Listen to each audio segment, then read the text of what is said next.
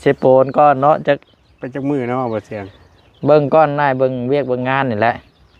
เต็มที่กับเบิ่งก้อนเวียกเบิ่งงานเนาะกินฮอดเด้อบ่เสียงเด้อเดินทางปลอดภัยเข้าไปข้างในบ้านเข้าไปในบ้านโทรศัพท์ไปสากอ๋อพอจังหวะบ่เห็นอันรถจักรเราอยู่นี่เนาะโดยเอาโทรศัพท์เข้าไปสากแบตซั่นบ่โดยเบียกหน่อยนึงแน่ไปเบิ่งทางเบิ่งดินบ่งเขาจะขายอ๋อที่ดินที่ทางซั่นบ่เตียงเพิ่นให้ไปถามโอ้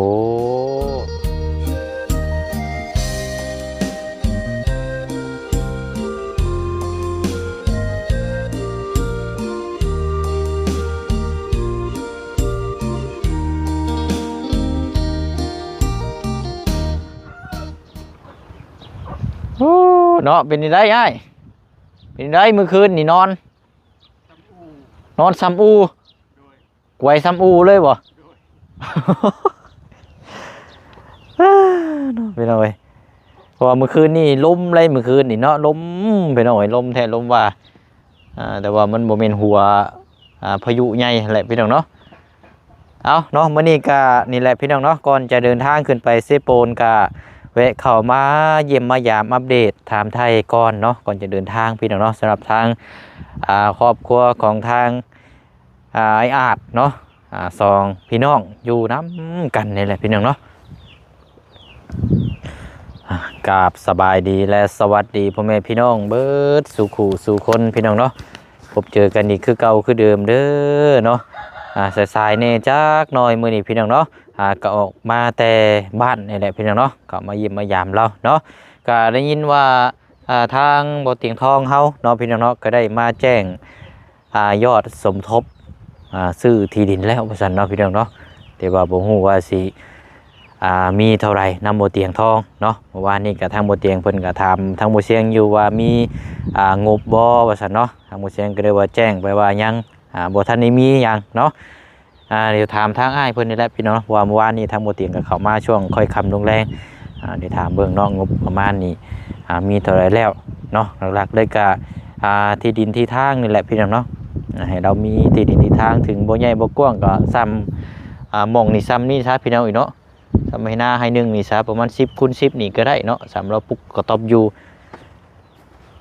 จังจะบ่ได้โยกย้ายไปตลอดนะบัดนี้พี่น้องอีกเนาะเอาเนาะนี่พี่น้องไปเบิ่งน้ำกันเนาะช่วงจะเข้าเที่ยงได้พี่น้องเนาะตอนนี้กันเนาะถือว่าท้องฟ้ามื้อนี้นี่เป็นได้ลาย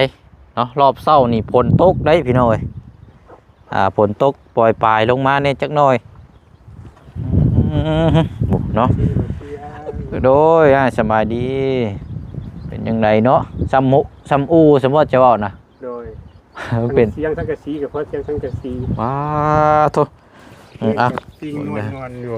ปิงนวลอยู่โดยกล้วยแบบคือเปนี่บ่โดยว่าดอกได้บ่เสียงกินข้าวกินน้ำมาแล้วบ่กินมาแล้วก็ออกมาแต่บ้านนี่แหละกินแล้วก็เข้ามาหาเจ้าเลยเจ้าว่าสิเดินทางขึ้นไปสิโปนก่อนเนาะเจ้าเดี๋ยวไปเวะเข้ามาเยี่ยมมายามมาบอกก่อนเดี๋ยวถามหาได้พี่น้องเนาะเอาเสียงเข้ามาตอนเช้าตอนแรงได้บัดเอาผู้บ่เห็นเข้ามาบัดสิว่าอีกเด้เนาะถามมาแล้วกันบ่เห็นมาก็สิโทรถามพุ่นแหละและพี่น้องบอกเบิ่งก่อนขึ้นไปสิโปนก่อนเนาะจักไปจักมือเนาะบ่เสียงเบิ่งก่อนนายเบิ่งเวียกเบิ่งงานนี่แหละเต็มที่กับเบิ่งก่อนเวียกเบิ่งงานเนาะกินฮอดเด้อบ่เสียงเด้อเดินทางปลอดภัยเด้อใช้ทางอันแม่เพิ่นได้บ่อยู่บ่เข้าไปข้างในบ้านเข้าไปในบ้านโทรศัพท์ไปสากอ๋อพอจังหวะบ่เห็นอันรถจักรเราอยู่นี่เนาะโดยเอาโทรศัพท์เข้าไปสากแบตซั่นบ่โดยแล้วก็ไปเบียกหน่อยนึงแน่ไปเบิ่งทางเบิ่งดินบ่งเขาจะขายอ๋อที่ดินที่ทางซั่นบ่เตียงเพิ่นให้ไปถามโอ้บ่เตียงเพิ่นให้เลาะเบิ่งว่ามีบ่ราคาถูกๆเพิ่นว่าแถวในบ้านนี่บ่โดยเพราะว่าเขาออกไปปั๊บแล้วทั้งหมดเตียงเขามาสวนกันพอดีเมื่อวานนี่ตอนเร่งๆเตียงเพิ่นมาแจ้งข่าวดีเมื่อวานว่ามีงบสมทบเข้ามาแล้ว10,000เพิ่นว่าอ๋อนำบ่เตียงมี 10,000 บาทบ่โดยแต่ว่าถ้าอ้ายเป็นไปได้ด้วยนี่ถ้าได้ที่ดินที่ทางนี่ อยากอยู่ทุ่งนาแบบซี่บ่หรือว่าอยู่ในบ้าน อยากอยู่ในบ้านแล้วบ่เสียงเลยเป็นอหยังมามันก็สบายแน่มีหมู่คู่ มันไก่ตัวเมืองแน่เนาะ โดย เจ็บไข้เลยป่วยหรือว่าซื้ออาหารการกินเนาะมี โดย ไฟพื้นจังซี่เนาะ โดย มันก็สะดวกสบายคือแบบนี้อีกแนวนึงเนาะ โดย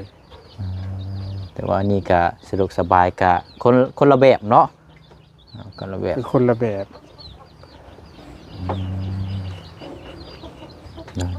เออไปนั่งอยู่พุ่นก็ได้ไปนั่งมองมันมีเจ้านะ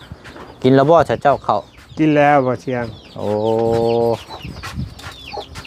เอามายังมาปิดแต่ทางนี่เนาะ ปิดไว้เมื่อคืนนี่ว่ากันทาว่ามันลมแห้งเลยลงมานอนอยู่พี่ อ๋อโอ้ตัวนี้คือหมองแก้ไขบ่นี่ เลยปิดเมื่อคืนนี่แล้วตอนแรกนี่แหละบ่เสียงเมื่อบ่เตียงเมื่อแล้วก็เฮ็ด อืม เอาดึงเตียงมาเอาสังกะสีมาปิดไว้ เตียงนี่มาแต่ใช้เฉย เตียงก็อยู่ในนี่แล้วบ่ มันเก่าอยู่นี่บ่ โดย แต่ว่าปิดกั้นตัวนี้ไว้เนาะ โดย ก็ว่าลมแห้งเนี่ยพักกันมานอนอยู่นี้ โดยก็สิพอส่วนอยู่นี้ว่าอย่ามันถึงหุ้มหลังคาไปคือมื้อนั้นดี อืมนี่แล้วตัวนี้ ก็ เขา เป็น แก้ จังว่า ไว้เนาะ จังว่าบุญจังว่าลมก็บ่แห้งปานใดมื้อคืน แต่อยู่ในบ้านนี่แห้งเลยเพื่อนบ๊อบลมแห้งอยู่เพื่อนเกินนี่ถ้าเลือกอยู่ก็อยู่ในบ้านเพราะแล้วเนาะเอาสุขภาพเขาเป็นแบบสิเนาะ โดยเป็นหยังก็พอได้เอิ้นหาหมู่หาคู่อะไรหาสะบ้านสะเมืองเพิ่นซอยและอีกอย่างหนึงมันก็ใกล้พื้นใกล้ไฟในความสะดวกสบายในน้ำในใน แม่น คันว่าเป็นไปได้นะ แต่ว่ามีงบอยู่นั่น10,000 บาทเนาะ ทางบ่อเตียงเพิ่นมาแจ้งเมื่อวานนี่เพิ่นว่ามีงบอยู่ 10,000 บาทแต่เพิ่นว่าให้ไปรอถามเบิ่งเด้อพอมีบ่ราคาถูก ถามราคาถึกๆเนาะแล้วก็จังว่าคันมันขาดตัวใดก็เฮาก็จังแจ้งไปเรื่อยๆเนาะ ๆโดย อ๋อนี่ทั้งแม่เราต่างเข้าไปสากเวทเนาะแล้วก็ไปถามตัวนี้นำเลย โดย โอ้ยเนาะ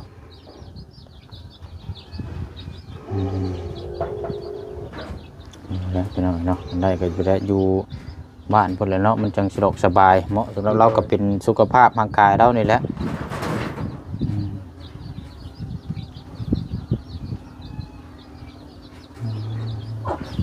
เราเข้าแต่เช้าไปพุ่นบ่ ประมาณ 8 โมงปลาย โอ้นี่ก็11 โมงน้อยๆเนี่ยเนาะ11 โมงครึ่ง 8 โมงปลาย 9 โมงนี่แหละประมาณนี้แหละผู้ค้าก็บ่ได้เบิ่งโมง เพิ่นก็ว่าเข้าไปบ้านก่อนเด้อไปเอาโทรศัพท์ไปชาร์จให้น้ำแน่ว่า โทรศัพท์ก็เบิดแบตตั้งแต่เมื่อคืน นั้นโทรศัพท์นี่ก็ที่ติดต่อก็มีแต่ว่าของทางอ้ายมีเครื่องเดียวนี่บ่ โดยของอื่นก็มีอยู่ อ๋อของเราก็มีอยู่แม่นบ่ โดย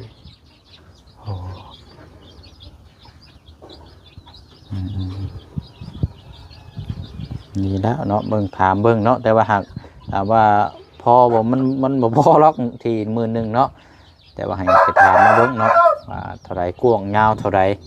โดย แล้วก็จังมาแจ้งบอกเนาะ โดย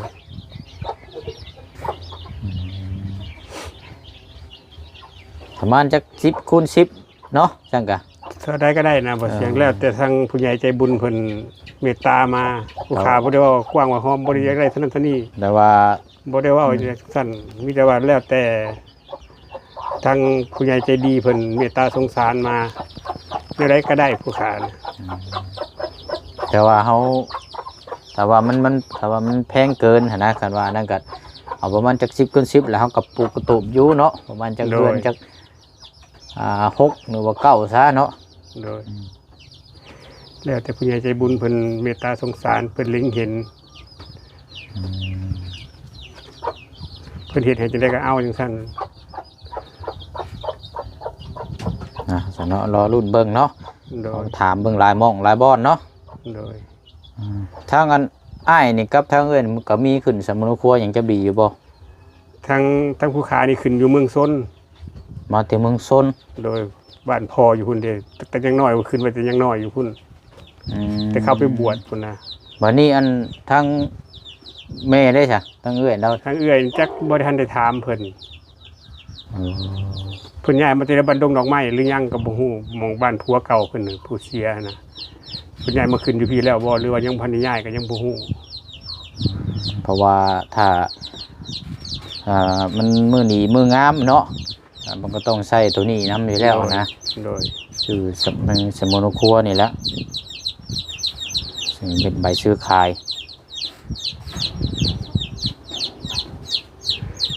อืม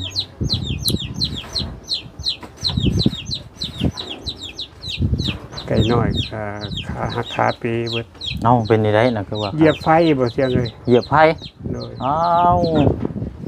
2โตแล้วน้ำตาย่อยน้ำอยู่ขากันเลย แต่ว่าเฮาจุไผ่แล้วมันยังเหยีย ไฟ บ แล้ว ขี้ บัด เท่า นี้แห นะ ละ เนาะ มันยังตะขี้เท่าแล้วไปเหยียบเอาบัดนี้นะฮะก็เลยย้ายมาพี่หมู่บ้าน มีมาจุอยู่นี่บัดนี้เนาะ โดย ที่ไก่นอนมันรู้ว่ามันบ่มีไฟเนาะมันเหยียบมันก็อยู่หมดแล้ว ฝนก็ตกปอกๆแปลกๆเมื่อคืนนี่บ่ตกให้จังบุญหยังว่าคันทั้งฝนทั้งลมเมื่อคืนก็เอาอีกแล้ว โอ้ยนอนว่อมเช้านี่ก็เอาเรื่องอยู่ด้วยเนาะ แต่หันกับผู้ขาหัน11 โมงก็ตื่น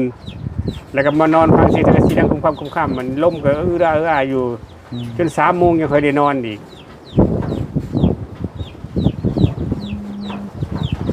นี่แหละเนาะมันโล่งไปเลยนี่เนาะนี่ โดย อันนี้แบบนี้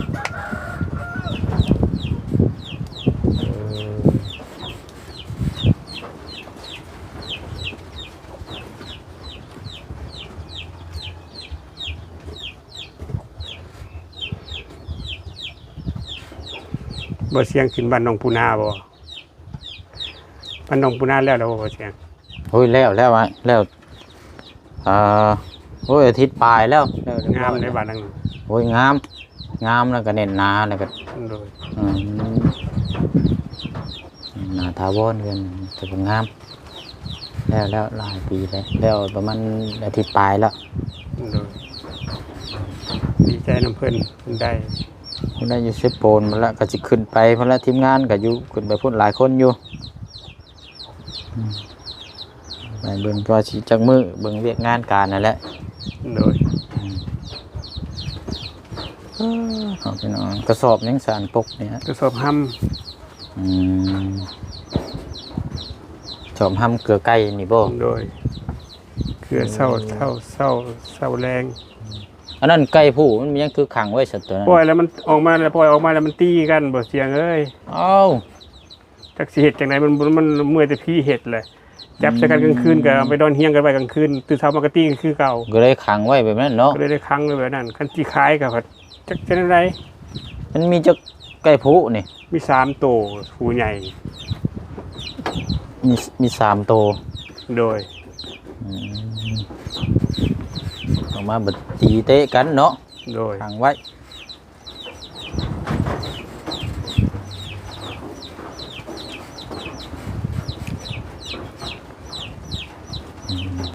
เนาะนะรุ่นน้ำกันพี่น้องไว้ว่าสิได้ที่ดินที่ทางหรือว่าเนาะเพราะว่าคือแต่ว่าทางบ่เสียงนี่ยังบ่ทันได้มีงบเนาะ โดย แต่มาถ่ายมาอัปเดตเบิ่งน้ำกันนี่แหละผมเติมจะได้ก็จังว่ากันเนาะ โดย ใช้งานได้อยู่บ่นี่นะ ใช้ได้อยู่ป่ะ เสียบ แต่ว่าตัวแบตมันบ่เก็บแล้ว อันนี้บ่สายเสียบมันนะ โดยตัว เปิดดีเนาะ ตัวแบตมันบ่เก็บแล้ว แต่หลอดยังใช้ได้อยู่ ดอดก็คักแท้ดอดไฟนี่เนาะบ่เคยเห็นจักเทื่อ รุ่นเก่า โอ้มันเป็นเลดไว้ซิเด้อนี่เนาะโอ้คักดีเนาะนี่เนาะ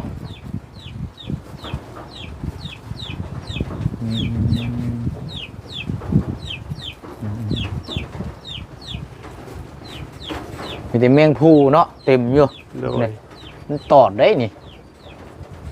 แมงผู้เจาะไม้นี่โอ้ปฏิหาห้างใช่นี่ได้นี่เนาะโมเมนมีแม่มันอยู่เต็มอยู่ฮะ เต็มอยู่ ระวังได้เนาะต่อแนวเรื่องอยู่ได้นี่เนาะเพราะว่ามันมีแต่ไม้เก่าได้เนาะไม้เก่าแล้วมันเจาะเห็นง่ายไปหน่อยพวกมันบินแตกโพบเนี่ย มันผู้ยังคือเดืองแล้วนี่อันนี้เนาะแล้วก็แม่งผู้คือดำบ่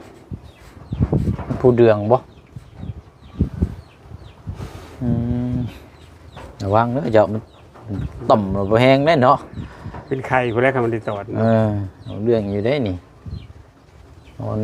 ปวดกินยาพาราอยู่ดอกเจ้าเราเชียงขึ้นกับไปคนเดียวบ่ไปคนเดียวเป็นทางคนเดียวบ่ยาวบ่ได้ขึ้นนำบ่ยาวเพิ่นหากระลงมานี่เด้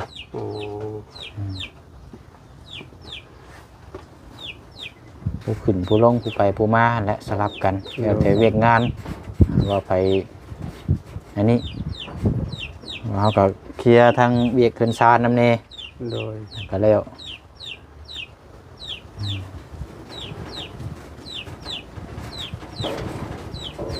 นั่งแล้วนั่งเผาอยู่ในแล้วเจ้าก็เนาะเติมน้ำไก่เติมน้ำให้ไก่อย่างไก่น้อยมันบ่ถึงก็เติมให้มันเต็มไว้นี่แหละเนาะโดย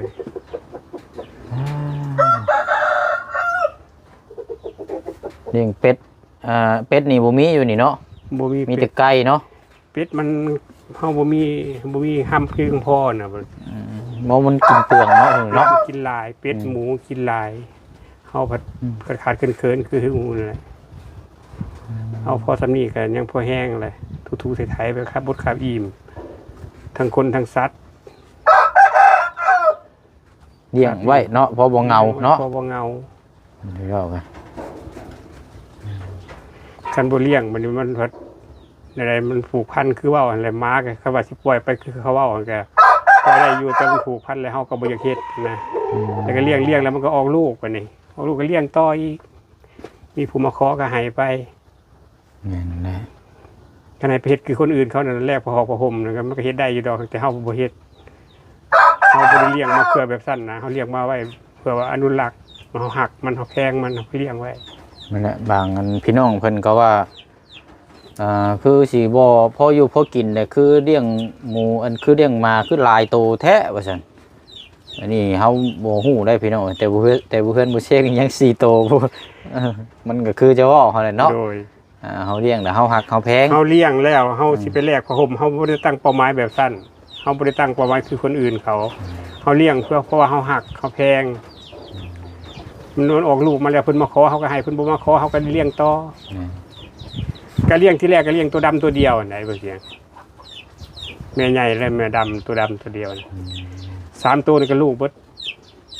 แล้วก็เลี้ยงต่อบัดนี้เนาะเลี้ยงต่อมันออกมางามบ่อยากให้ได้ปานนี้เขามาขอก็บ่อยากให้มันก็สิแบบเดียวกับอยู่เฮือนเฮาหั่นแหละเด็กๆก็โชว์เดียว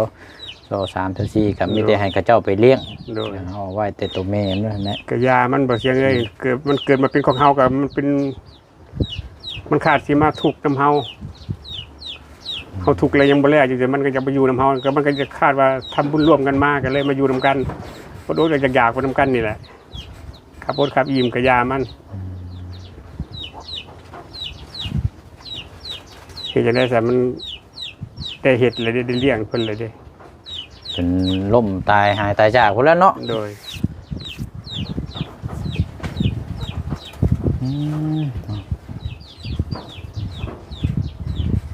ผ้าฝนอากาศในวันที่9 10ผู้ใดผู้สิเบิดนี่แต่บ่ฮู้ว่าเขตเฮานี่มันสิตกหรือบ่เมื่อคืนนี่คันทาว่าฝนตกฟ้าห้องนะลำบากกันแล้วเมื่อคืนอันน่ะแผงโซล่าเซลล์ก็เบิด11 โมงเบิดบ่ฮู้บ่ฮู้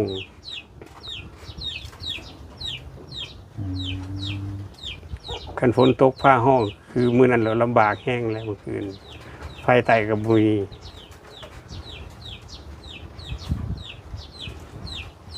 นี่พี่น้องเนาะเนาะมันยากเนาะคำว่ามันอยู่มืดนี่เนาะโดยมันมีไฟโคมพยังเสริมไว้ก็ดีคือกัน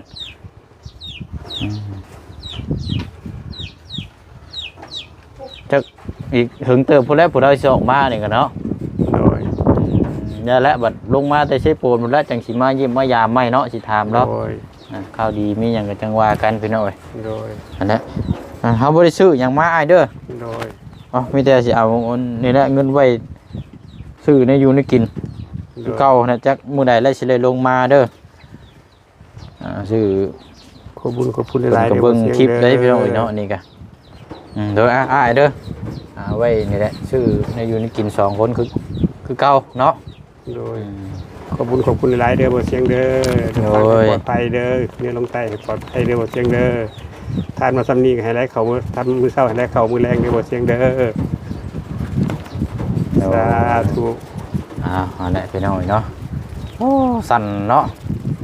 โดย พี่น้องอันนี้ได้เด้อ โดย นั่นแหละพี่น้องเราเดินทางก่อนบัดนี้เนาะไปพี่น้องเลยไปละบัดนี้ลงมาไปละจังหวะจังคุยกันเนาะมีแต่เอา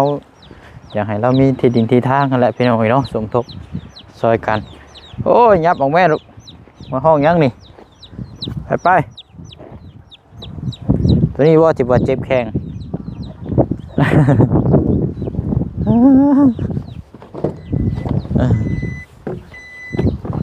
ไก่น้อยเนาะ